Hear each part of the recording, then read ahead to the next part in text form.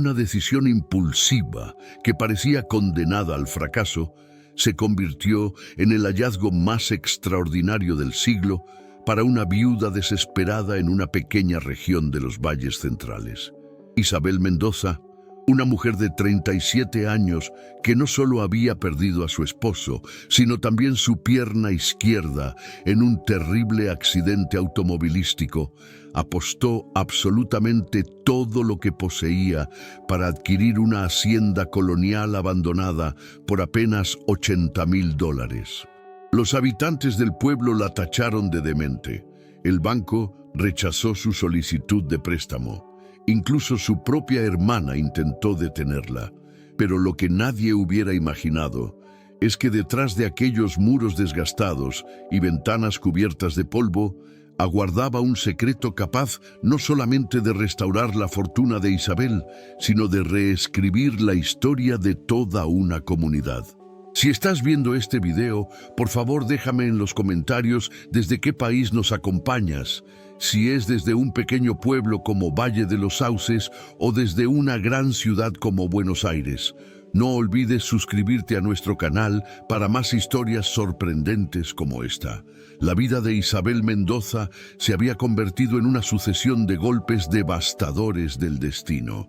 Apenas 10 meses atrás, su marido Alejandro, un próspero arquitecto, sufrió un infarto masivo mientras conducía de regreso a casa tras una jornada extensa de trabajo. El vehículo se salió de la carretera y el impacto no solo le arrebató la vida a Alejandro, sino también la pierna izquierda de Isabel, quien viajaba como copiloto. Para una mujer que había dedicado su existencia a la enseñanza de música y danza folclórica, la amputación representó un golpe demoledor, tanto para su medio de vida como para su propia identidad. Con 2 hijos pequeños, Valentina de 7 años y Mateo de apenas 5, e incapaz de regresar al trabajo mientras se adaptaba a la prótesis rudimentaria que apenas podía costear, Isabel vio cómo sus ahorros se evaporaban con alarmante rapidez. El seguro de Alejandro cubrió los gastos hospitalarios iniciales, pero los costos permanentes de rehabilitación, la hipoteca de la vivienda y las colegiaturas de los niños pronto se volvieron absolutamente insostenibles. Mes tras mes, las deudas se acumulaban implacables y las miradas de lástima de los vecinos se transformaban en murmullos de reproche apenas disimulado. Debería vender esa casa y mudarse a algo más acorde a su situación, comentaba frecuentemente doña Carmela, la vecina de 68 años que observaba todo desde su portal. Una mujer sola, con discapacidad y 2 criaturas pequeñas, no tiene manera de mantener ese nivel de vida. Y fue exactamente lo que Isabel hizo, aunque de una forma que nadie anticipó.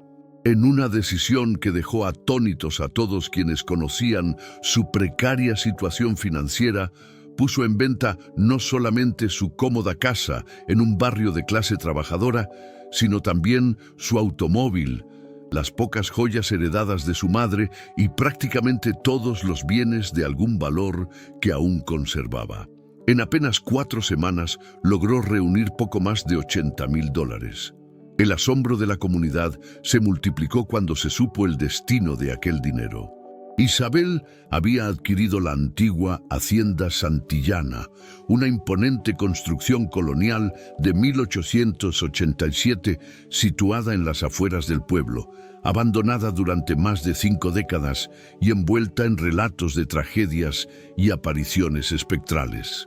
La propiedad, que ocupaba un terreno de casi 3 hectáreas, había sido puesta a la venta innumerables veces a lo largo de los años, siempre sin éxito alguno. El último precio solicitado era de $500,000, pero Isabel consiguió cerrar el trato por 80. Esto se fue gracias al estado de total deterioro del inmueble y la reputación siniestra que lo rodeaba. Intenté convencerla de que desistiera, relató Ricardo Mendoza, su cuñado y asesor contable. Le expliqué con números en mano que aquel lugar era un pozo sin fondo de dinero. Únicamente las reparaciones básicas para hacerlo habitable costarían el doble de lo que había invertido. Sin mencionar los problemas estructurales, la ausencia de instalaciones sanitarias modernas, el cableado eléctrico completamente obsoleto.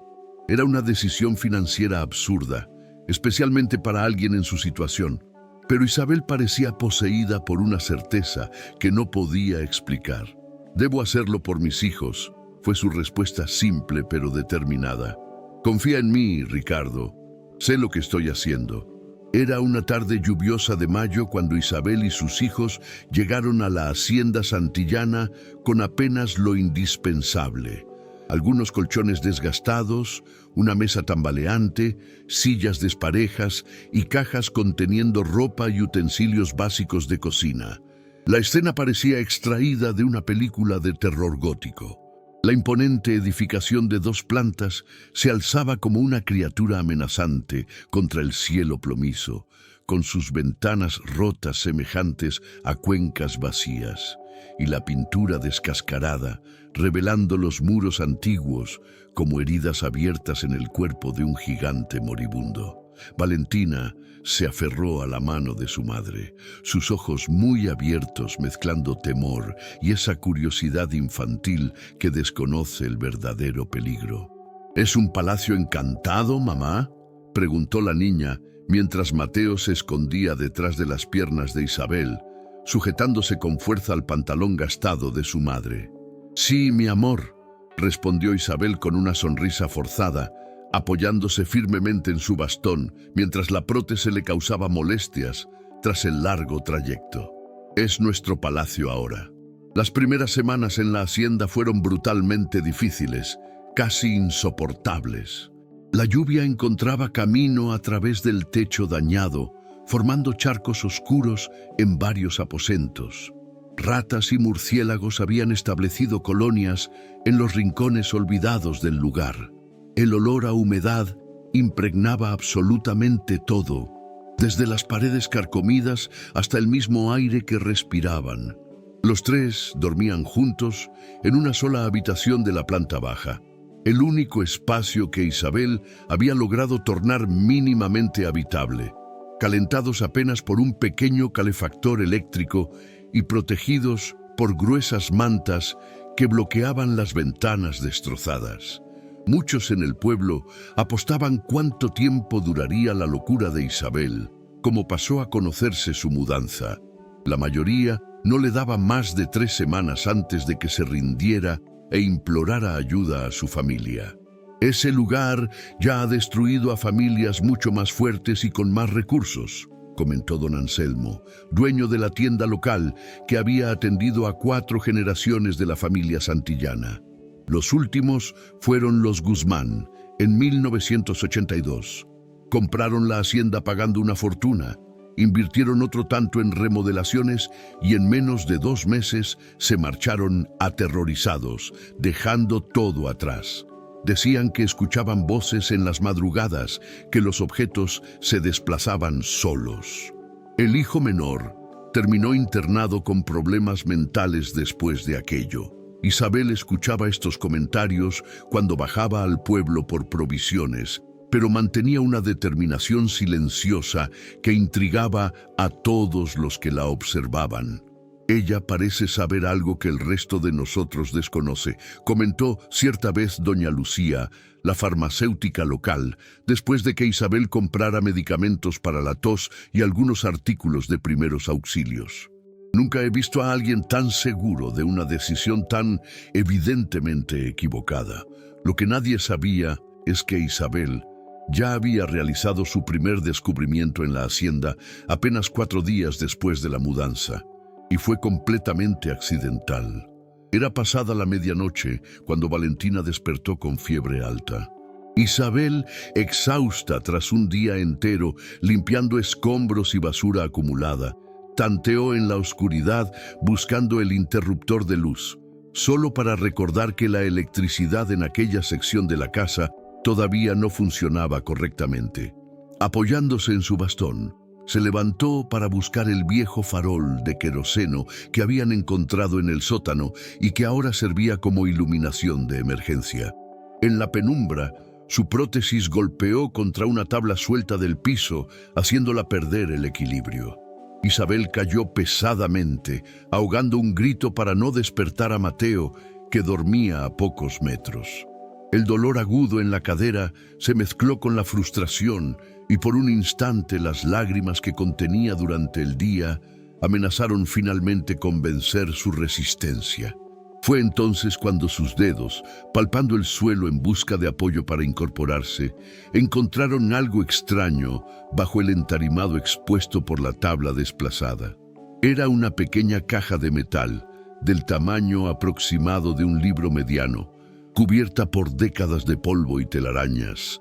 Con esfuerzo considerable, Isabel logró extraerla del escondite improvisado. A la luz tenue de la luna que penetraba por la ventana sin cortinas, abrió el cierre oxidado, revelando un contenido que hizo que su corazón se acelerara dramáticamente. Un paquete de cartas amarillentas atadas con una cinta de seda descolorida y bajo ellas un pequeño cuaderno de cuero con las iniciales RS grabadas en dorado en la cubierta. «Mamá, tengo sed». La voz soñolienta de Valentina interrumpió su exploración.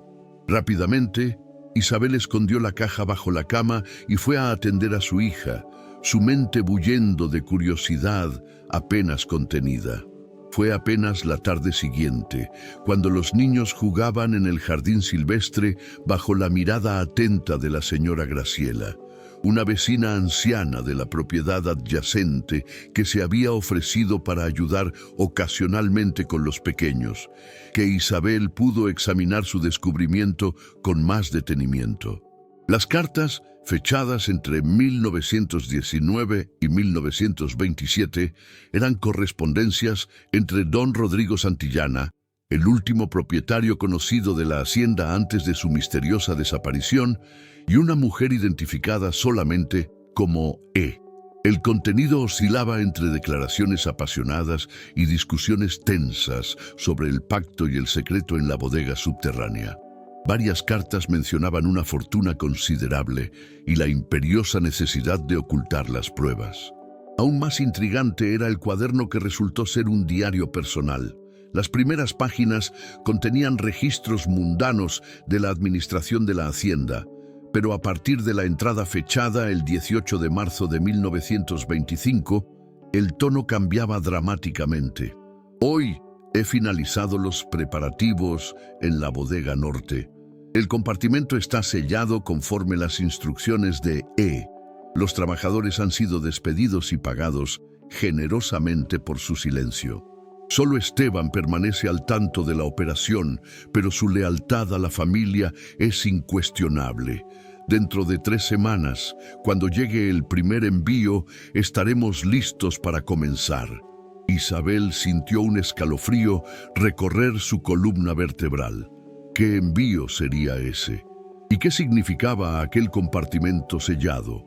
La hacienda poseía no solo uno, sino 3 sótanos distintos, cada uno bajo un ala diferente de la construcción. Ella había explorado únicamente el sótano central, utilizado como despensa. Los otros 2 permanecían cerrados, sus entradas bloqueadas por muebles pesados o escombros acumulados durante las décadas de abandono. Hojeando más páginas del diario, Isabel encontró menciones a dinero, mucho dinero entrando y saliendo de la propiedad. Había registros de compra de equipamiento especializado, pagos a personas identificadas solamente por iniciales y frecuentes viajes de Rodrigo a la capital. Las entradas se tornaban cada vez más crípticas, con códigos y abreviaciones que Isabel no conseguía descifrar. La última entrada del diario, fechada el 5 de septiembre de 1927, era particularmente perturbadora. Está inquieta con los rumores en el pueblo. El comisario Flores hizo preguntas indiscretas a Esteban ayer. Quizás sea la hora de acelerar nuestros planes. He transferido los últimos documentos al compartimento secreto en el estudio. En cuanto al contenido de la bodega norte, permanecerá donde está hasta que la situación se calme. Si algo me sucede, solo E conoce la ubicación exacta y la combinación necesaria.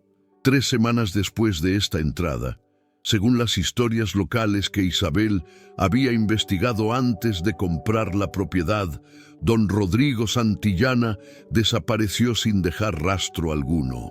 Su esposa Catalina, que se encontraba visitando familiares en España en esa época, nunca regresó al país. La hacienda quedó bajo el cuidado de un administrador durante algunos años, hasta ser finalmente vendida en 1939 para saldar deudas acumuladas.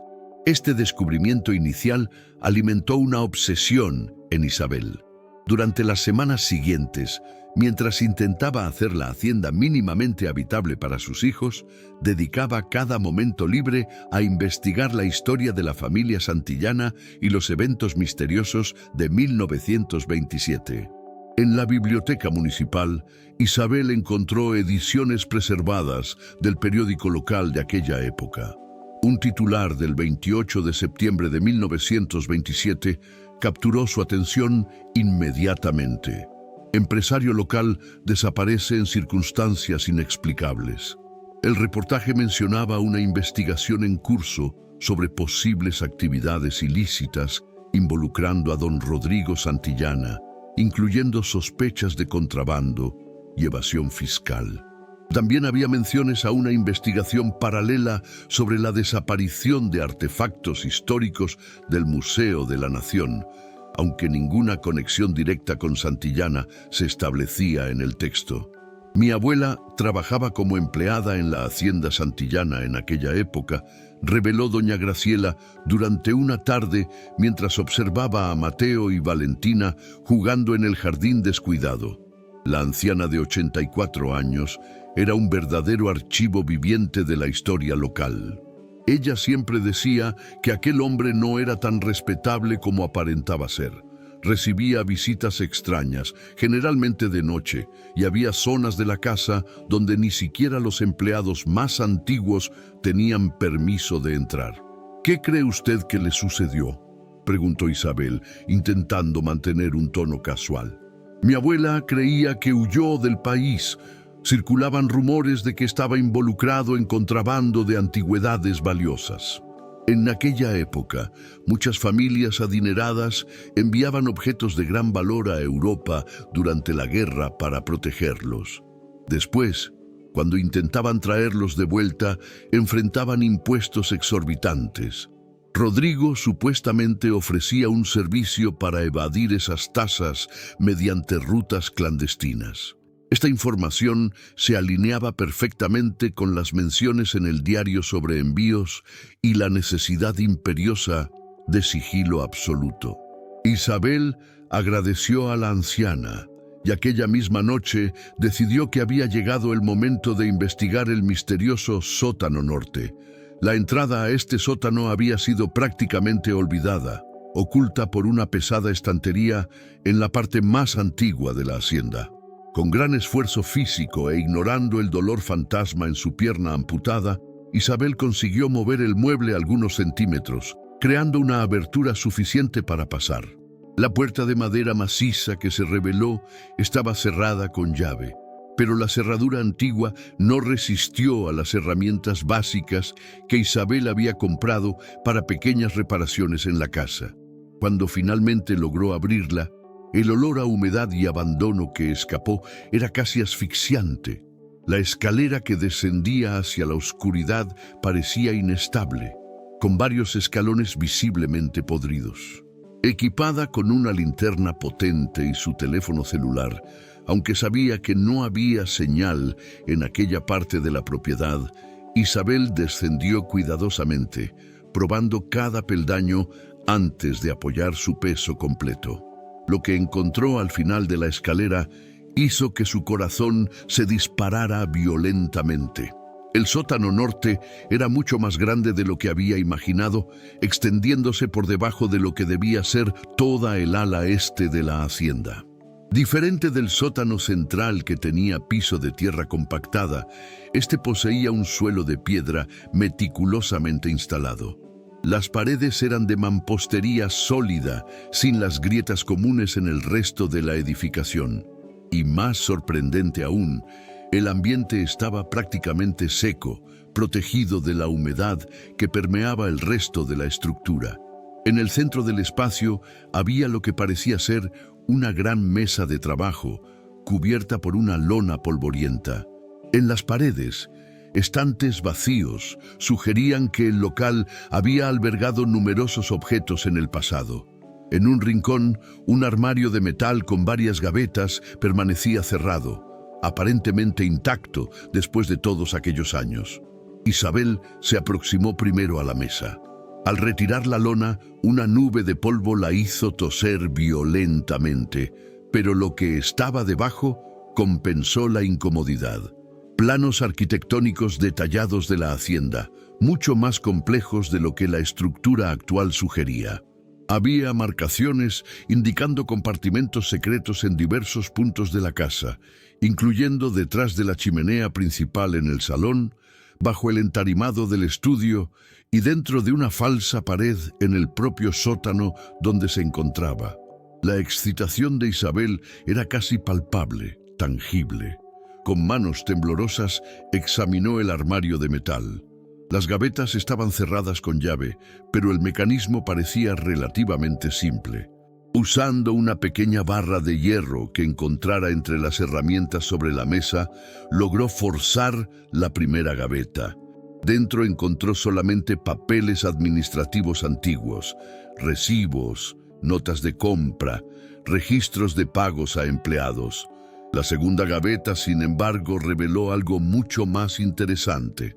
Un conjunto de fotografías en blanco y negro mostrando lo que parecían ser artefactos arqueológicos.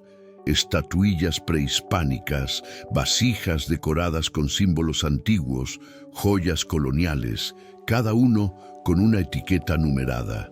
Junto a las fotos había un cuaderno con registros detallados de cada ítem, incluyendo procedencia estimada, valor aproximado y destino final. Una anotación particular capturó la atención de Isabel. Colección virreinal, 15 piezas, valor estimado 12,000 pesos oro. Cliente, Dubois, París, compartimento 7, 12,000 pesos oro era una fortuna astronómica para los estándares de la época. ¿Y si aquellos objetos todavía estuvieran en algún lugar de la hacienda? Fue entonces que un ruido en el piso superior interrumpió sus pensamientos bruscamente. Era el sonido inconfundible de pasos pesados atravesando el salón principal. Pasos de adulto, no el correteo ligero de sus hijos. Isabel sintió que la sangre se helaba en sus venas. La señora Graciela se había marchado hacía horas, llevando a los niños para que pasaran la noche en su casa tras la insistencia de Isabel, quien necesitaba terminar algunas reparaciones urgentes. ¿Quién podría estar caminando allá arriba? Apagando rápidamente la linterna, Isabel permaneció inmóvil en la oscuridad absoluta, agudizando los oídos. Los pasos parecían metódicos, deliberados, como si alguien estuviera buscando algo específico. Después de varios minutos angustiantes, cesaron abruptamente, seguidos por el sonido distante de una puerta cerrándose con firmeza. Isabel esperó otros 15 minutos antes de atreverse a subir las escaleras nuevamente. Con el corazón martillando violentamente en su pecho, emergió del sótano y se deslizó por los corredores de la hacienda silenciosa, su prótesis haciendo más ruido del que hubiera deseado contra el entarimado antiguo. Una verificación rápida pero minuciosa confirmó que todas las puertas y ventanas permanecían cerradas tal como las había dejado. No había señales de forzamiento o entrada violenta. Sin embargo, algo estaba definitivamente diferente. En la biblioteca, donde Isabel había dejado algunos de los documentos encontrados en la caja metálica bajo el entarimado, los papeles habían sido claramente manipulados. El orden cuidadoso que mantenía estaba alterado, evidentemente. Y una de las cartas, justamente aquella que mencionaba más explícitamente el tesoro en el compartimento 7, había desaparecido por completo. Isabel no era la única interesada en los secretos de la hacienda santillana. A la mañana siguiente, tras una noche prácticamente en vela, Isabel se dirigió a la oficina del registro municipal. Necesitaba comprender mejor la historia de propiedad de la hacienda y principalmente porque ella había conseguido adquirirla por un valor tan por debajo del mercado, incluso considerando su estado deplorable de conservación. La Hacienda Santillana es un caso bastante peculiar en nuestros registros, explicó don Arturo Campos, el notario, mientras hojeaba un voluminoso libro de registros históricos. Técnicamente perteneció al municipio por casi 35 años, después de ser confiscada por deudas fiscales en 1941. Posteriormente fue vendida y revendida múltiples veces, pero ningún propietario consiguió mantenerla por más de 4 años consecutivos. ¿Y cuál sería el motivo de esa alta rotatividad?, preguntó Isabel, intentando mantener el tono casual. El notario la observó por encima de sus anteojos gruesos, evaluándola por un momento prolongado antes de responder. Oficialmente, problemas estructurales y el alto costo de mantenimiento. Extraoficialmente, dicen que la hacienda trae mala suerte a sus propietarios. Accidentes inexplicables, enfermedades súbitas, negocios que van a la quiebra sin razón aparente. La última familia, los Herrera, invirtió una pequeña fortuna en remodelaciones en 2008, solo para abandonarla menos de 2 años después, tras un incendio que casi mata a toda la familia. Esto explicaba parcialmente el precio reducido, pero Isabel sospechaba que había mucho más en aquella historia. ¿Existen procesos judiciales o disputas legales involucrando la propiedad? ¿Alguna restricción legal que yo debería conocer? El notario vaciló, claramente incómodo con la pregunta. Existe una situación particular. En 1988, un historiador llamado Dr. Emilio Cordero intentó registrar una solicitud de protección de la hacienda como patrimonio histórico, alegando que posiblemente albergaba artefactos de valor cultural incalculable desaparecidos del Museo de la Nación en los años 20.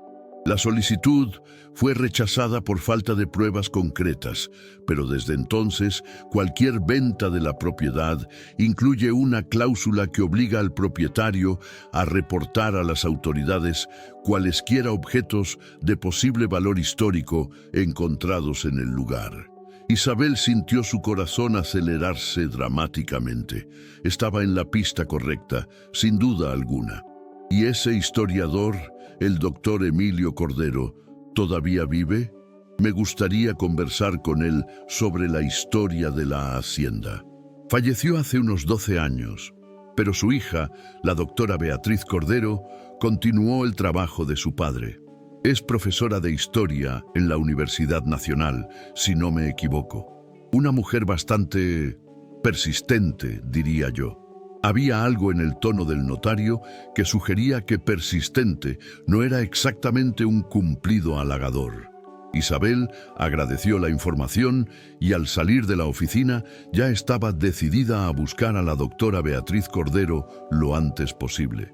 Sin embargo, sus planes fueron temporalmente suspendidos cuando recibió una llamada urgente de la escuela de Valentina. Señora Mendoza, habla Fernanda Ruiz, coordinadora de la escuela primaria. Hubo un incidente con Valentina hoy y necesitamos que venga inmediatamente, por favor. El corazón de Isabel se paralizó de terror. ¿Está herida mi hija? No, no es nada físico, pero encontramos en su mochila algunos objetos que... usted necesita verlos personalmente. 20 minutos después, Isabel se encontraba en la sala de coordinación, mirando fijamente una pequeña colección de objetos dispuestos sobre el escritorio. Un reloj de bolsillo antiguo de oro macizo, un broche ornamentado con lo que parecían ser diamantes pequeños pero genuinos, y una moneda de oro con inscripciones en latín. Valentina dijo que encontró estos artículos en el escondite secreto del palacio embrujado y los trajo para mostrarlos a sus compañeros durante el recreo, explicó la coordinadora con una expresión que mezclaba preocupación genuina y reproche apenas disimulado. Obviamente no podemos permitir que los niños traigan objetos de valor como estos a la escuela. Isabel estaba estupefacta, completamente sorprendida. No tenía la menor idea de dónde Valentina podría haber encontrado tales piezas. ¿Puedo hablar con ella, por favor? Valentina, con los ojos enrojecidos de tanto llorar, explicó entre sollozos entrecortados. El señor del espejo me los mostró, mamá. Dijo que era un tesoro mágico que ayudaría a que fueras feliz otra vez como antes. ¿Qué señor del espejo, Valentina? Isabel intentaba mantener la calma, pero sintió un escalofrío recorrer toda su espina dorsal. El señor amable que aparece en el espejo grande del corredor cuando estoy sola en casa. Usa ropa antigua y tiene bigote grande. Dijo que era el dueño de la casa antes que nosotros y que quería ayudarnos porque somos buenas personas. La descripción coincidía perfectamente con las fotografías de don Rodrigo Santillana que Isabel había visto en los registros históricos del pueblo.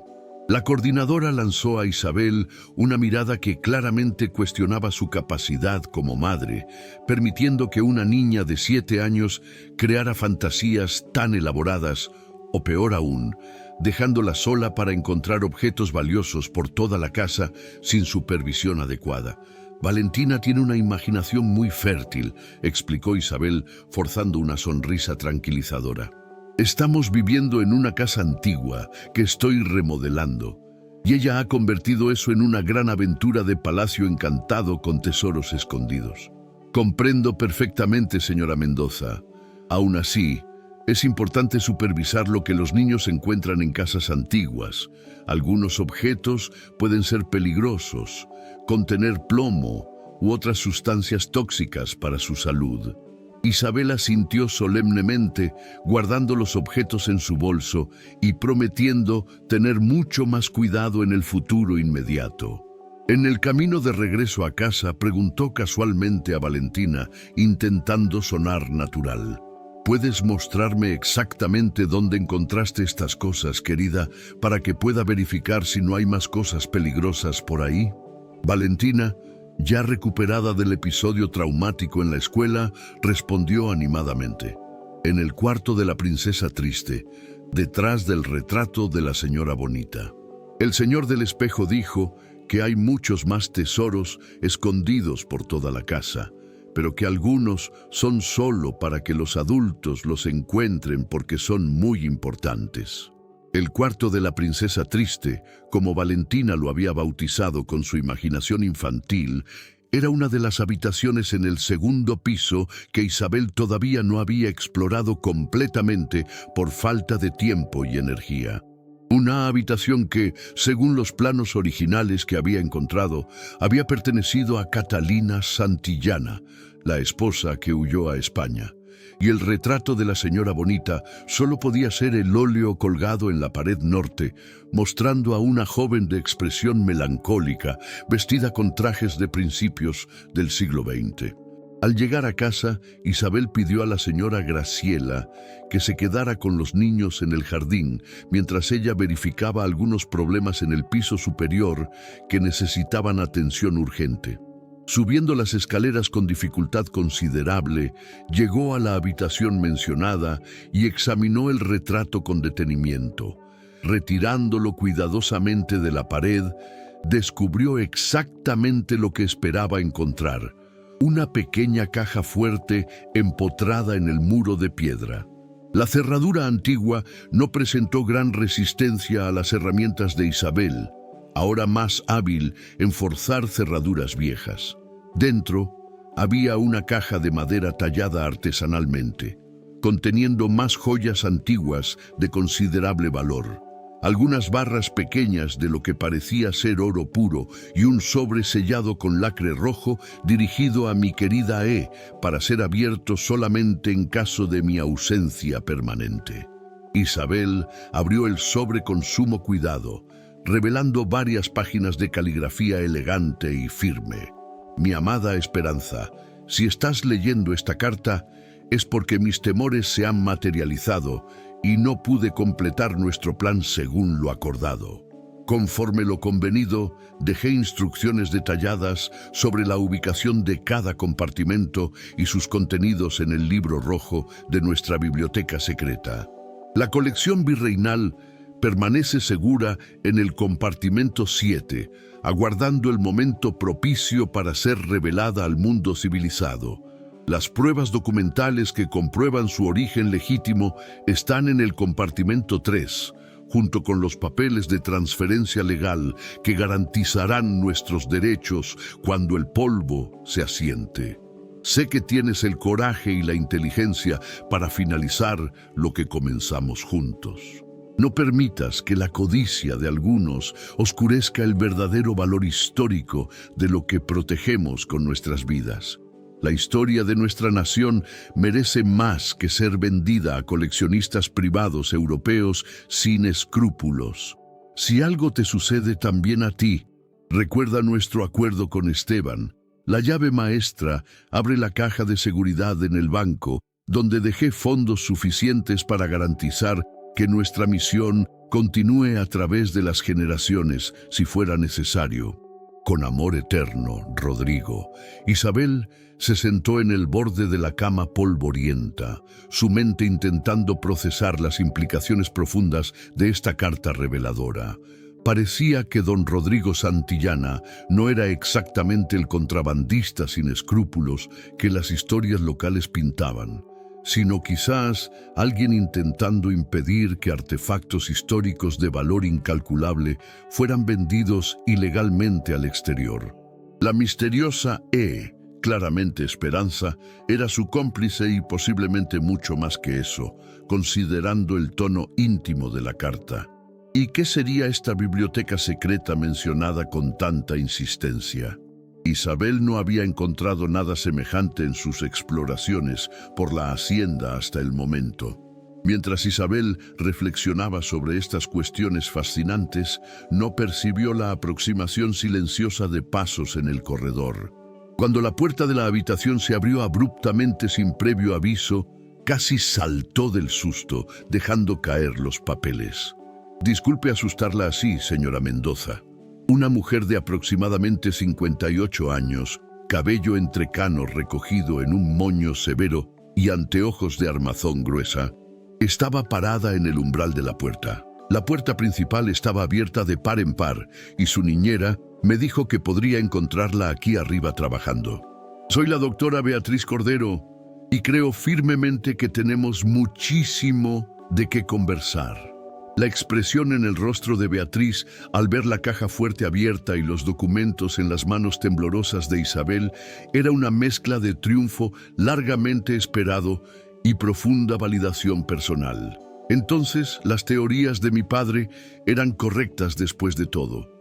Finalmente, después de todas estas décadas esperando, las siguientes 3 horas transformaron completamente la comprensión de Isabel sobre la hacienda que había adquirido de manera tan impulsiva. La doctora Beatriz Cordero era una historiadora especializada en el periodo de la Primera República, particularmente interesada en la preservación del patrimonio histórico nacional y regional. Su padre, el doctor Emilio Cordero, había dedicado los últimos 25 años de su vida a investigar la desaparición de una parte significativa de la llamada colección virreinal, un conjunto extraordinario de artefactos históricos de la época colonial que habían sido donados al Museo de la Nación después de la independencia. En 1922, más de 180 piezas de esa colección simplemente desaparecieron de los registros oficiales del museo, explicó Beatriz, mientras examinaba cuidadosamente la carta encontrada por Isabel con manos expertas. La versión oficial que circulaba en los medios era que habían sido transferidas a museos europeos como parte de acuerdos culturales internacionales. Pero mi padre siempre sospechó que algo mucho más siniestro había ocurrido tras bambalinas. Su investigación exhaustiva lo condujo inevitablemente a don Rodrigo Santillana, un empresario muy respetado que mantenía conexiones privilegiadas tanto con el gobierno como con coleccionistas europeos de alto nivel. Pero esta carta sugiere claramente que Rodrigo estaba intentando proteger esos artefactos invaluables, no contrabandearlos para beneficio personal, observó Isabel con creciente fascinación. Beatriz asintió enfáticamente. Exactamente ese punto. Mi padre llegó a esta misma conclusión revolucionaria en los últimos años de su investigación obsesiva, pero jamás encontró pruebas concretas que pudieran sostenerla ante las autoridades. Su teoría meticulosamente construida era que don Rodrigo descubrió un esquema elaborado dentro del propio museo para vender ilegalmente piezas de la colección colonial a coleccionistas privados europeos dispuestos a pagar fortunas. En lugar de denunciar lo que sería potencialmente muy peligroso, considerando las figuras poderosas involucradas en todos los niveles, decidió intervenir directamente, creando un plan sumamente elaborado para salvar los artefactos más significativos desde el punto de vista histórico y cultural. ¿Y quién sería esta Esperanza mencionada con tanto afecto? ¿Una amante clandestina?, preguntó Isabel con genuina curiosidad. Mucho más que eso, con toda certeza. Creemos firmemente que era Esperanza Villarreal, una de las primeras mujeres en trabajar como curadora asistente en el Museo de la Nación. Brillante, educada en universidades europeas prestigiosas y con acceso privilegiado a todo el acervo invaluable. Ella desapareció en la misma época exacta que Rodrigo, llevando a muchos a creer que habían huido juntos como amantes románticos, escapando de un escándalo. Isabel conectó los puntos rápidamente en su mente. Entonces, Rodrigo y Esperanza estaban secretamente removiendo artefactos del museo antes de que pudieran ser vendidos ilegalmente a Europa, escondiéndolos aquí en la hacienda y documentando meticulosamente todo para eventualmente devolverlos a instituciones confiables cuando fuera seguro hacerlo. Esa era precisamente la teoría de mi padre, confirmó Beatriz con evidente emoción. El plan de ellos probablemente era aguardar hasta que las investigaciones sobre las desapariciones se enfriaran completamente y luego redescubrir las piezas de manera estratégica, posiblemente donándolas anónimamente a instituciones donde estarían verdaderamente seguras para las generaciones futuras. Pero algo salió terriblemente mal en algún momento, concluyó Isabel sombríamente. Drásticamente mal. Sin duda, en septiembre de 1927, Rodrigo desapareció sin dejar rastro alguno. Algunos creen firmemente que fue asesinado por aquellos cuyo esquema criminal estaba saboteando sistemáticamente. Otros piensan que huyó del país temiendo ser descubierto y enfrentar consecuencias legales devastadoras. Lo que sea que haya sucedido realmente, nunca más fue visto con vida. Esperanza también desapareció en la misma época precisa, sin dejar rastros identificables, y los artefactos jamás fueron encontrados por nadie. Beatriz ajustó sus anteojos gruesos, sus ojos brillando con una excitación apenas contenida.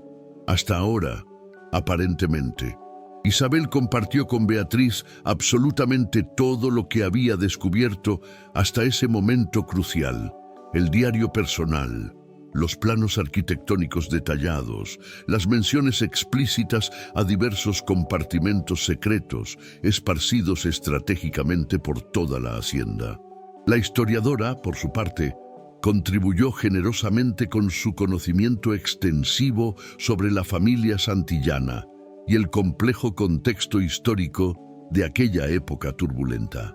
La carta menciona insistentemente un libro rojo en una biblioteca secreta, observó Beatriz, releyendo el documento con atención profesional. ¿Conoce algún lugar en la hacienda que pudiera corresponder a esa descripción específica? Isabel negó con la cabeza, frustrada. He explorado la biblioteca principal en la planta baja exhaustivamente, pero no encontré ningún compartimento secreto ni libro rojo de importancia evidente. Si las teorías de mi padre son correctas, y cada vez estoy más convencida de que lo son, esa biblioteca secreta contiene no solamente la ubicación precisa de los artefactos, sino también toda la documentación irrefutable que comprueba su origen legítimo. Eso sería absolutamente crucial para validar que fueron salvados heroicamente y no robados con intenciones criminales. Las dos mujeres decidieron unir fuerzas de manera inmediata y total. Beatriz poseía el conocimiento histórico especializado para identificar y autenticar los artefactos con precisión académica, mientras Isabel tenía acceso irrestricto a la propiedad y el derecho legal de explorarla completamente. Se encontraban la colección virreinal completa junto con la documentación que comprobaba la narrativa heroica de Rodrigo y Esperanza. El valor histórico y monetario sería absolutamente astronómico, incalculable. No se trata meramente de dinero o ganancia personal, enfatizó Beatriz con pasión evidente. Estamos hablando de recuperar una porción significativa de la historia de nuestra nación, que muchísimas personas creían perdida para siempre en manos privadas europeas. El valor cultural es verdaderamente inestimable para las futuras generaciones. En los días subsiguientes, Isabel y Beatriz establecieron una rutina disciplinada de investigación. Durante el día, mientras los niños estaban en la escuela primaria, exploraban metódicamente la hacienda completa, buscando pistas sobre la misteriosa biblioteca secreta que debía existir en algún lugar. Por las noches, después de que Valentina y Mateo se durmieran profundamente, Isabel continuaba la investigación en solitario, frecuentemente trabajando hasta horas avanzadas de la madrugada. Fue durante una de esas noches solitarias que ocurrió el primer incidente verdaderamente inexplicable que no podía atribuirse a coincidencia o imaginación. Isabel estaba en el estudio de la planta baja, examinando cuidadosamente las tablas del entarimado en busca de posibles compartimentos ocultos adicionales, cuando sintió una caída súbita y dramática de la temperatura ambiente. El aire se tornó tan helado que su respiración formaba pequeñas nubes visibles de condensación en el aire inmóvil. Las velas que iluminaban el aposento, una elección práctica dada la precariedad del sistema eléctrico antiquísimo, oscilaron simultáneamente como si fueran alcanzadas por una corriente de aire invisible pero poderosa. Entonces, inequívocamente, escuchó pasos firmes en el corredor exterior, seguidos por el sonido inconfundible de una puerta abriéndose lentamente y cerrándose con deliberación. ¿Hola? ¿Hay alguien ahí? Isabel llamó con voz que traicionaba su nerviosismo creciente. El silencio absoluto fue la única respuesta que obtuvo del vacío. Apoyándose firmemente en su bastón, salió cautelosamente al corredor, solo para encontrarlo completamente vacío y desolado. Todas las puertas permanecían cerradas, exactamente como las había dejado. Una verificación rápida pero minuciosa confirmó que Valentina y Mateo continuaban durmiendo profundamente en sus respectivos cuartos, ajenos a todo. Isabel estaba a punto de retornar al estudio cuando notó algo extraordinariamente extraño. La puerta de la biblioteca principal, que tenía absoluta certeza de haber dejado cerrada con llave, ahora estaba entreabierta invitándola a entrar. Una luminosidad tenue emanaba del interior, como si una sola vela estuviera encendida en la oscuridad. Aproximándose con extrema cautela, Isabel empujó la puerta suavemente. La biblioteca parecía exactamente como la había dejado aquella tarde anterior, con una excepción absolutamente crucial que le heló la sangre. Sobre la mesa central de lectura, iluminado por una vela que definitivamente no recordaba haber encendido jamás, reposaba un libro abierto mostrando sus páginas amarillentas. Un libro de cubierta roja profundamente desteñida por el tiempo. Con el corazón acelerándose violentamente, Isabel se aproximó a la mesa con pasos medidos. El libro estaba abierto en una página muy específica, mostrando lo que parecía ser un mapa detallado de la hacienda, con marcaciones precisas y anotaciones en los márgenes escritas con tinta descolorida. Una frase resaltada en tinta roja brillante capturó su atención de manera inmediata y absoluta. La entrada a la verdadera biblioteca está donde los ojos del pasado encuentran el presente en perfecta armonía. Isabel supo exactamente a qué se refería aquella frase enigmática, pero clara.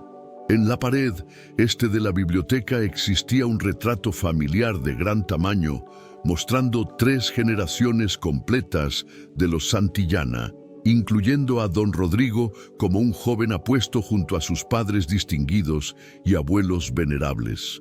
Era el único retrato en toda la hacienda donde los ojos de las figuras pintadas parecían seguir al observador desde cualquier ángulo imaginable.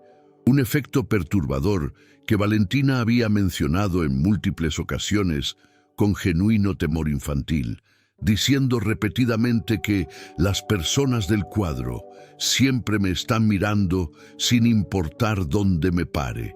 Posicionándose directamente frente al retrato imponente, Isabel lo examinó minuciosamente a la luz oscilante de la vela. Después de varios minutos de observación detallada, notó un pequeño detalle extraordinario. El reloj de bolsillo en la mano del abuelo paterno de Rodrigo tenía sus manecillas marcando precisamente las 3:42, un horario extrañamente específico y poco natural para un retrato formal de aquella época. Intrigada profundamente, verificó si existía algún mecanismo oculto en el marco elaborado que pudiera ser ajustado para esas posiciones específicas de las manecillas. Fue entonces que percibió con claridad meridiana. No era un mecanismo en el marco decorativo mismo, sino en la pared inmediatamente adyacente. Un antiguo reloj de pared que no funcionaba desde hacía décadas permanecía fijado a escasos 2 metros del retrato familiar. Moviendo cuidadosamente las manecillas empolvadas hasta la posición exacta de 3:42, Isabel fue recompensada con un clic suave, pero audible, y el sonido inconfundible de un mecanismo liberándose después de décadas de inmovilidad. El retrato de familia se deslizó silenciosamente hacia un lado sobre rieles ocultos, revelando una abertura rectangular en el muro de piedra. Un pasaje estrecho, apenas iluminado por la luz tenue de su vela solitaria. Respirando profundamente para calmar sus nervios tensos, Isabel entró decididamente en la oscuridad. El pasaje conducía a una sala relativamente pequeña, pero absolutamente impresionante en su preservación. Una biblioteca privada perfectamente conservada, como si el tiempo simplemente se hubiera detenido completamente dentro de aquellas paredes protectoras. Estanterías de caoba pulida cubrían las paredes desde el suelo hasta el techo alto, albergando cientos de volúmenes encuadernados en cuero genuino de diversos colores. Una mesa de trabajo sólida ocupaba el centro exacto del espacio, con sillas dispuestas como si sus ocupantes acabaran de salir momentáneamente para una pausa breve y fueran a regresar en cualquier instante. Sobre la mesa, organizados con meticulosidad obsesiva, yacían diversos documentos importantes, planos arquitectónicos adicionales y un libro mayor de contabilidad de gran tamaño. Al lado, una caja de madera tallada artesanalmente contenía lo que parecían ser llaves numerosas, docenas de ellas colgando ordenadamente, cada una con etiquetas cuidadosamente escritas a mano. Isabel apenas podía creer la magnitud de su descubrimiento trascendental. Esta sala, sellada herméticamente por casi un siglo completo, contenía aparentemente todas las respuestas que ella y Beatriz habían estado buscando desesperadamente. Con manos temblorosas de emoción apenas contenida, abrió el libro mayor.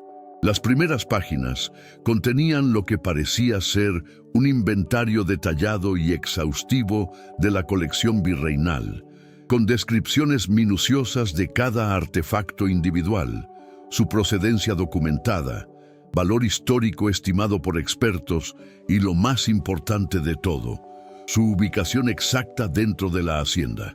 Había referencias precisas a 9 compartimentos secretos diferentes distribuidos estratégicamente, identificados únicamente por números secuenciales del 1 al 9. Hojeando más páginas con creciente asombro, Isabel encontró algo incluso más valioso que el inventario mismo. Un expediente completo y detallado describiendo el esquema criminal de contrabando que Rodrigo y Esperanza habían descubierto trabajando juntos, incluyendo nombres completos de funcionarios corruptos del museo, intermediarios sin escrúpulos y compradores europeos adinerados. Había copias de correspondencias altamente comprometedoras, registros financieros meticulosos de transacciones sospechosas y hasta fotografías documentando la transferencia ilícita de artefactos valiosos. La última sección del libro mayor parecía ser un diario personal escrito alternadamente en las caligrafías distintivas de Rodrigo y Esperanza. Las entradas finales, fechadas en agosto de 1927, expresaban una paranoia creciente y justificada. Estamos siendo vigilados constantemente. Esteban reportó que hombres desconocidos han estado rondando la propiedad durante las noches e insiste en que debemos acelerar drásticamente la documentación antes de transferir todo a un lugar más seguro fuera del país. R. está considerando seriamente contactar directamente al ministro de Cultura, pero temo profundamente que la corrupción se haya extendido mucho más alto de lo que jamás imaginamos posible. Los documentos del compartimento 3 son nuestra única protección real contra acusaciones falsas. La última entrada, escrita con caligrafía apresurada y nerviosa, decía simplemente: han descubierto mi identidad real. Debo partir esta misma noche sin demora. Permanecerá 48 horas más para finalizar la transferencia crítica de los documentos al compartimento 9. Si todo sale según lo planeado, nos encontraremos conforme acordamos en nuestro lugar secreto. Si no, que este registro permanezca como testimonio eterno de nuestra tentativa desesperada de preservar lo que otros querían dispersar por codicia. Isabel estaba tan completamente absorta en su lectura fascinante que no percibió la aproximación sigilosa de pasos a sus espaldas hasta que fue demasiado tarde. Fue solamente cuando una voz masculina grave habló directamente que se dio cuenta de que ya no estaba sola en aquel espacio secreto. Finalmente, después de todos estos largos años de espera paciente, alguien ha encontrado el camino correcto hacia la biblioteca secreta, tal como ellos predijeron que sucedería. Isabel se giró bruscamente, casi perdiendo el equilibrio precario sobre su prótesis. En la entrada de la sala secreta estaba parado un hombre de aproximadamente 73 años, vistiendo un traje anticuado, pero impecablemente conservado y elegante. Sus ojos astutos pero bondadosos examinaban la sala con una mezcla palpable de reverencia profunda y alivio inconmensurable finalmente materializado. ¿Quién es usted? ¿Cómo entró en mi propiedad sin permiso? Isabel intentó parecer firme y autoritaria, pero su voz traicionó completamente su temor creciente. Perdone mi intrusión inesperada, señora Mendoza. Mi nombre es don Esteban Santillana y he estado esperando este momento preciso durante mucho más tiempo del que usted puede siquiera imaginar. Esteban Santillana. El nombre exacto del asistente leal mencionado repetidamente en las cartas de Rodrigo. El único además de él y Esperanza que conocía el plan completo en todos sus detalles. Pero eso sería completamente imposible desde el punto de vista cronológico. Ese hombre debería tener más de 125 años si estuviera vivo. Como si leyera sus pensamientos con claridad telepática, el hombre sonrió con genuina calidez. Soy el nieto del Esteban original que sirvió lealmente a don Rodrigo. Mi abuelo dedicó su vida entera a proteger los secretos de esta casa con devoción absoluta, así como mi padre lo hizo después de él con igual compromiso y yo durante los últimos 45 años sin falta. Lentamente, el hombre entró en la sala, moviéndose con la familiaridad natural de alguien que conoce cada centímetro del espacio como la palma de su mano. Mi abuelo recibió instrucciones explícitas y detalladas de don Rodrigo antes de su partida apresurada. Debía monitorear constantemente la hacienda desde la distancia, asegurar que los compartimentos permanecieran completamente inviolados y protegidos, y esperar pacientemente por la persona correcta destinada a encontrarlos. Alguien que encontrara el camino hasta aquí no por casualidad o codicia, sino porque fue elegida por la propia casa según criterios que trascienden la lógica mundana. Elegida por la casa. ¿Qué significa eso exactamente? Isabel estaba confundida, pero profundamente intrigada. Su intuición le decía claramente que este hombre misterioso no representaba ninguna amenaza real para ella o sus hijos. La hacienda santillana siempre ha tenido una sensibilidad particular, casi mágica, para identificar quién merece verdaderamente sus secretos invaluables, explicó don Esteban con solemnidad. Muchas personas la han posesido a lo largo de las décadas transcurridas. Algunas buscaban únicamente lucro rápido y fácil, otras veían solamente una oportunidad de estatus social elevado. Ninguna de ellas llegó ni remotamente cerca de esta sala oculta, no importa cuánto buscaran obsesivamente. Hizo una pausa deliberada, observando a Isabel atentamente con ojos que parecían ver mucho más allá de la superficie.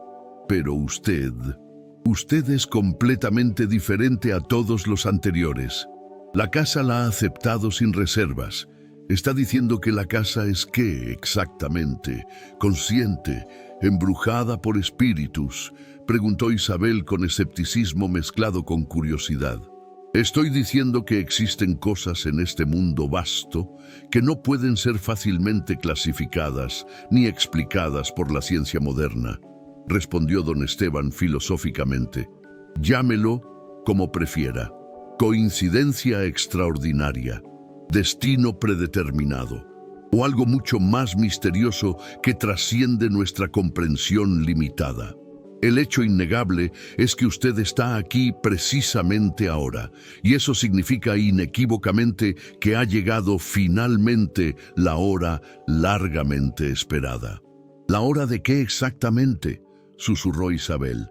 La hora de completar el trabajo heroico que don Rodrigo y doña Esperanza iniciaron hace casi un siglo con gran sacrificio personal, de devolver la colección virreinal al patrimonio cultural de nuestra nación donde legítimamente pertenece, de revelar finalmente la verdad completa sobre lo que realmente aconteció en 1927 y limpiar sus nombres injustamente manchados. Las siguientes horas transcurrieron como un sueño febril casi irreal para Isabel. Don Esteban, si ese era verdaderamente su nombre real o simplemente un título heredado, poseía un conocimiento absolutamente enciclopédico sobre la hacienda, la colección virreinal y los eventos dramáticos de 1927 que nunca habían sido completamente esclarecidos. Complementó meticulosamente la información de los documentos con historias transmitidas oralmente por generaciones en su familia con lealtad inquebrantable. Según su relato detallado, don Rodrigo no había desaparecido realmente, sino que había fingido elaboradamente su propia muerte para escapar de aquellos que deseaban silenciarlo permanentemente. Él y Esperanza habrían huido exitosamente a Portugal, donde vivieron bajo identidades falsas cuidadosamente construidas durante más de 3 décadas completas. Aunque nunca pudieron retornar físicamente a su patria amada, mantuvieron contacto secreto con el Esteban original a través de un sistema sumamente elaborado de correspondencias codificadas enviadas desde múltiples ciudades europeas. Don Rodrigo falleció en 1961 en Lisboa, todavía soñando fervientemente con el día glorioso en que la verdad completa sería finalmente revelada al mundo. Contó don Esteban con evidente emoción en la voz. Doña Esperanza sobrevivió hasta 1974, viendo desde la distancia los cambios en nuestra nación. Antes de morir en paz, envió esto directamente a mi padre con instrucciones específicas. Retiró del bolsillo interior de su saco un pequeño medallón de oro macizo extraordinariamente trabajado y se lo entregó ceremoniosamente a Isabel con ambas manos. El medallón, finamente elaborado con técnicas de orfebrería antigua, se abría revelando un compartimento interno minúsculo donde reposaba una llave dorada diminuta y una nota manuscrita en letra temblorosa que decía simplemente: para el compartimento 9, la última pieza del rompecabezas completo. El compartimento 9 es el único que jamás fue identificado en ningún documento que mi familia haya podido encontrar en casi un siglo, explicó don Esteban gravemente. Ni siquiera mi abuelo conocía su ubicación exacta, a pesar de buscarla obsesivamente durante décadas. Creemos firmemente que contiene la prueba definitiva e irrefutable, el eslabón que conecta indiscutiblemente los artefactos con los registros oficiales del Museo de la Nación, demostrando categóricamente que fueron salvados heroicamente y no robados con intenciones criminales. Con la ayuda invaluable del inventario encontrado en la biblioteca secreta y las llaves numeradas cuidadosamente etiquetadas, Isabel y don Esteban pasaron las semanas subsiguientes localizando y abriendo sistemáticamente cada uno de los compartimentos ocultos por toda la hacienda. Fue una tarea meticulosa y frecuentemente extenuante físicamente para Isabel, quien debía lidiar constantemente con las limitaciones de su prótesis, mientras exploraba rincones difíciles y espacios estrechos de la antigua construcción colonial. Cada compartimento revelaba maravillas históricas absolutamente asombrosas. En el compartimento 1 encontraron una colección espectacular de joyas virreinales que habían pertenecido a la nobleza colonial de más alto rango. En el compartimento 4, documentos históricos originales de valor incalculable, incluyendo borradores preliminares de decretos de independencia firmados por próceres olvidados. En el compartimento 7, el más elaboradamente escondido de todos mediante un sistema de palancas secretas, una impresionante colección de artefactos indígenas precolombinos de oro puro y jade translúcido, muchos de ellos únicos en el mundo entero y considerados perdidos para siempre. La doctora Beatriz Cordero fue llamada urgentemente para ayudar a documentar profesionalmente y autenticar con rigor académico cada descubrimiento extraordinario. Su conocimiento especializado resultó absolutamente crucial para comprender la verdadera magnitud histórica de lo que estaban desenterrando del olvido. Esto es simplemente increíble. Más allá de cualquier expectativa, declaró con voz temblorosa de emoción, examinando cuidadosamente un collar ceremonial de una civilización precolombina del siglo XII. Algunos de estos artículos eran considerados perdidos definitivamente para siempre, desaparecidos sin rastro. El valor histórico y cultural es absolutamente imposible de estimar con precisión, trasciende cualquier cifra monetaria concebible. La noticia del descubrimiento eventualmente se filtró hacia la comunidad local, a pesar de los esfuerzos por mantener discreción, generando una mezcla explosiva de asombro genuino, curiosidad morbosa y cobiza apenas disimulada. Reporteros de medios nacionales comenzaron a aparecer diariamente en los portones de la propiedad buscando declaraciones sensacionalistas. Cazadores de tesoros aficionados intentaban invadir durante las noches con equipos de detección de metales. Incluso representantes de prestigiosas casas de subastas internacionales hicieron contacto discretamente, ofreciendo valores absolutamente astronómicos por la adquisición privada de ciertas piezas específicas, propuestas que Isabel rechazó categórica e inmediatamente sin siquiera considerar las cifras ofrecidas. La situación alcanzó su punto crítico cuando un representante oficial del Ministerio de Cultura apareció en la hacienda acompañado imponentemente por agentes de la Policía Federal y portando una orden judicial para proteger y confiscar inmediatamente cualquier artefacto de posible valor histórico nacional. Esta colección pertenece legalmente al patrimonio cultural de nuestra nación, declaró el representante con tono autoritario, un hombre de mediana edad con expresión severa e inflexible. Debe ser confiscada preventivamente de inmediato y transferida a instalaciones gubernamentales adecuadas, mientras su procedencia exacta es investigada exhaustivamente por expertos oficiales designados por el Estado. Fue precisamente en este momento crítico cuando el compartimento 9, el único que permanecía misteriosamente no localizado a pesar de las búsquedas intensivas, se tornó absolutamente crucial para todo el caso. Sin la documentación legal que supuestamente contenía, comprobando irrefutablemente la legitimidad del rescate heroico realizado por Rodrigo y Esperanza, Isabel arriesgaba perder absolutamente todo para el mismo tipo de sistema burocrático corrupto que había intentado desviar los artefactos originalmente casi un siglo atrás. La llave minúscula del medallón de Esperanza era su única pista tangible, pero ¿dónde estaría la cerradura exacta correspondiente a esa llave tan pequeña? La respuesta vino de la fuente más inesperada imaginable.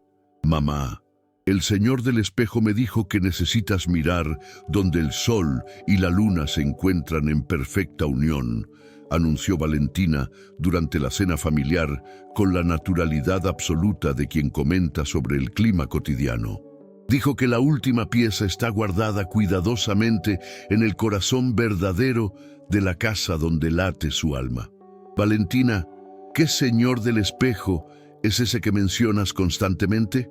Isabel finalmente preguntó directamente, su curiosidad superando definitivamente el profundo desconfort con lo que parecía ser un amigo imaginario persistente e inquietantemente específico de su hija.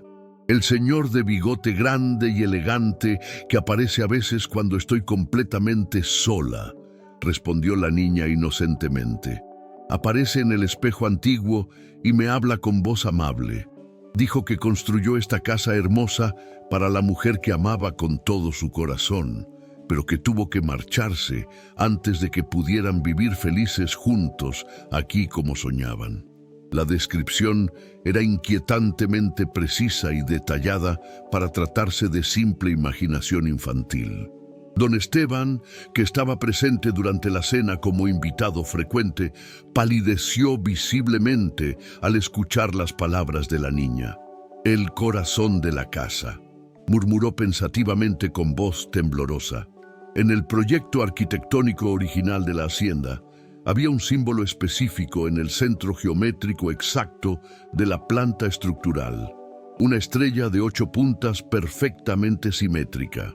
Mi abuelo siempre decía con absoluta convicción que ese símbolo representaba el corazón latente de la construcción, el punto donde toda la energía convergía.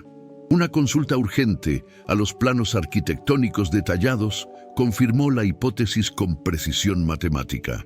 El centro geométrico absoluto de la hacienda estaba localizado en un punto muy específico del salón principal, directamente bajo el gran lustre central de cristal importado. Y en el techo alto, Circundando elegantemente la base ornamentada del lustre, había un elaborado diseño en yeso decorativo. Una estrella de 8 puntas con símbolos solares y lunares tallados artesanalmente en puntas opuestas del diseño. Aquella misma noche, después de que los niños se durmieran profundamente ajenos a todo, Isabel, don Esteban y Beatriz posicionaron escaleras altas bajo el lustre monumental. Una inspección cuidadosa y minuciosa reveló una pequeña abertura casi completamente invisible entre los ornamentos elaborados de yeso antiguo. Una cerradura diminuta, perfectamente correspondiente en tamaño y forma a la llave dorada del medallón de esperanza. Cuando Isabel giró la llave con manos temblorosas de anticipación, un mecanismo antiguo increíblemente complejo fue accionado después de décadas de inmovilidad total. Con un chirrido suave pero claramente audible de engranajes oxidados, una sección circular completa del techo, incluyendo toda la estrella de 8 puntas con sus símbolos celestiales, comenzó a descender lentamente como un elevador primitivo, pero ingenioso, revelando un compartimento cilíndrico perfectamente preservado y sellado herméticamente contra el tiempo. Dentro había solamente 3 artículos, pero cada uno de valor incalculable. Una caja de documentos lacrada con el sello imperial oficial, un libro mayor encuadernado en cuero con el emblema dorado del Museo de la Nación y una carta amarillenta por el tiempo enderezada a los guardianes futuros de la verdad histórica. La carta, escrita por Esperanza Villarreal en 1974, poco antes de su muerte tranquila en el exilio europeo, contenía un relato absolutamente completo y detallado de la operación heroica de rescate de los artefactos invaluables, incluyendo nombres completos de absolutamente todos los involucrados en el esquema criminal original de desvío sistemático, muchos de ellos figuras prominentes en la política y cultura de aquella época que habían muerto como héroes nacionales sin que nadie conociera sus crímenes.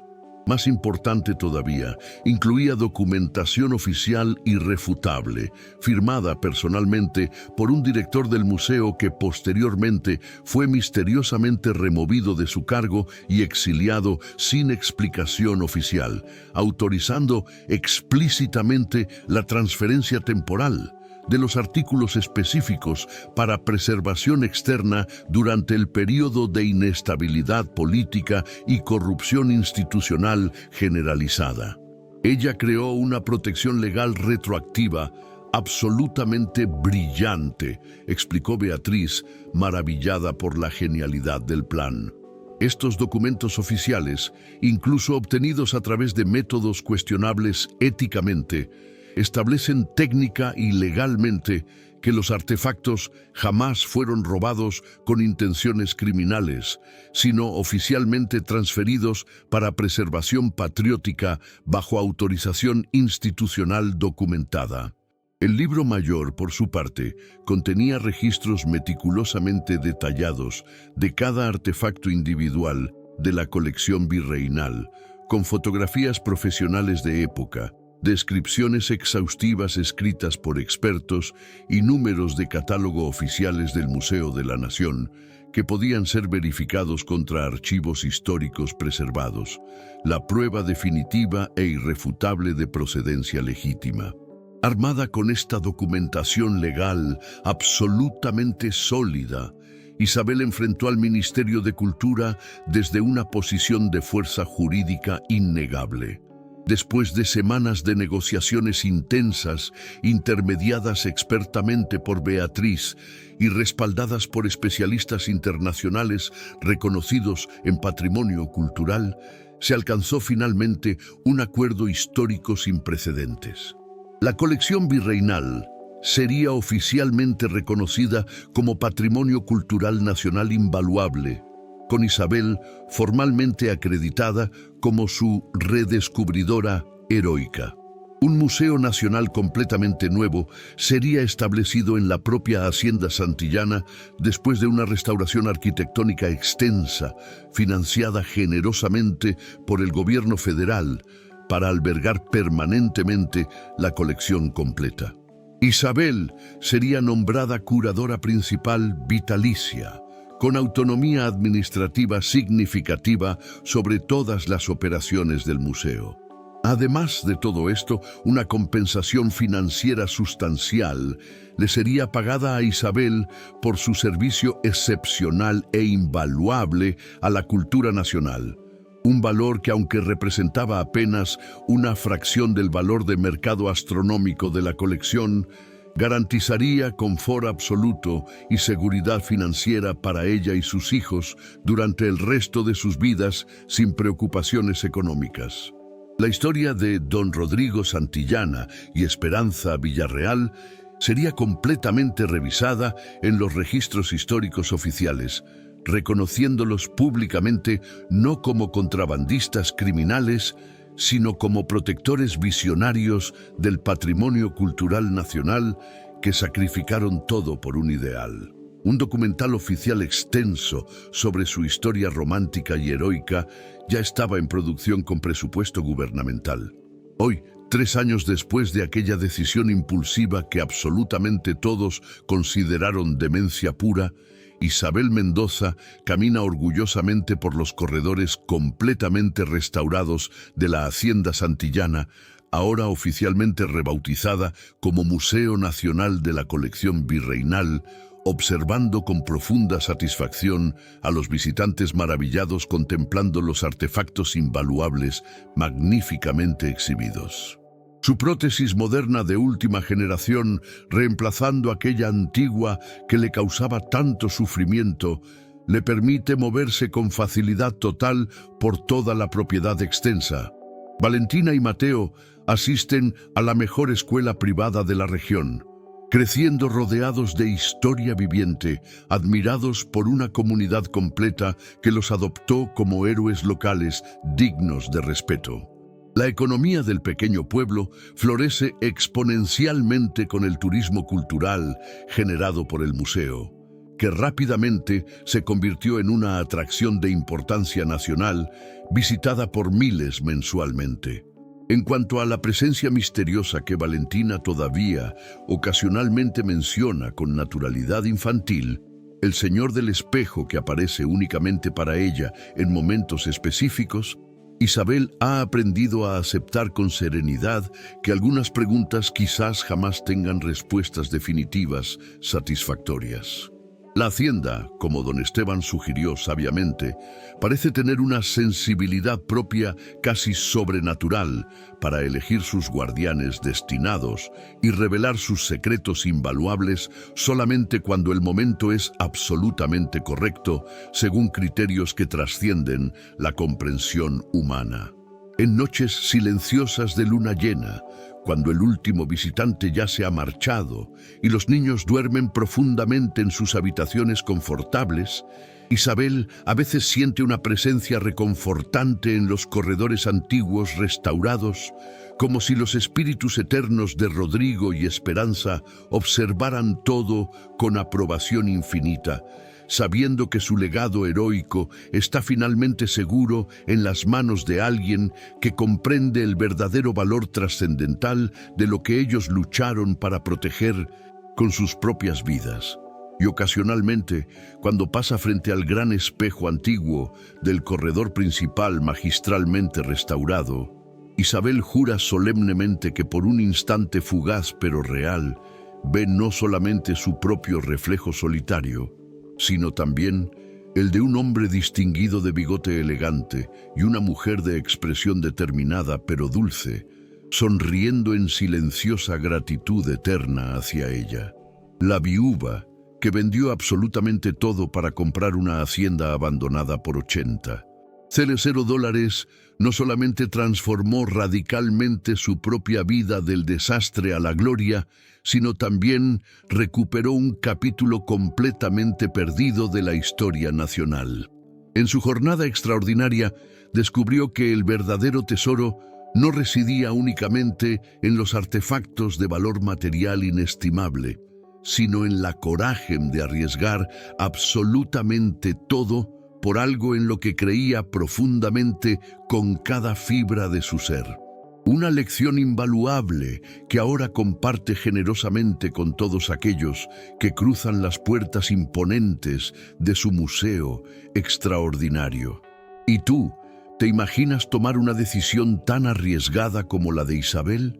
Esta historia demuestra que a veces lo que parece una locura total puede transformarse en la bendición más grande de tu vida. Déjame en los comentarios, ¿habrías tenido el valor de comprar esa hacienda misteriosa o preferirías mantenerte en la seguridad de lo conocido, aunque signifique seguir sufriendo? Quiero saber sinceramente tu opinión personal. Si te gustó esta historia increíble y emocionante, suscríbete al canal y activa la campanita para no perderte ninguna historia sorprendente como esta. Y no olvides dejar tu like para apoyar el contenido. Y mira, en el próximo video recomendado descubrirás otra historia igual de impactante que te dejará sin palabras.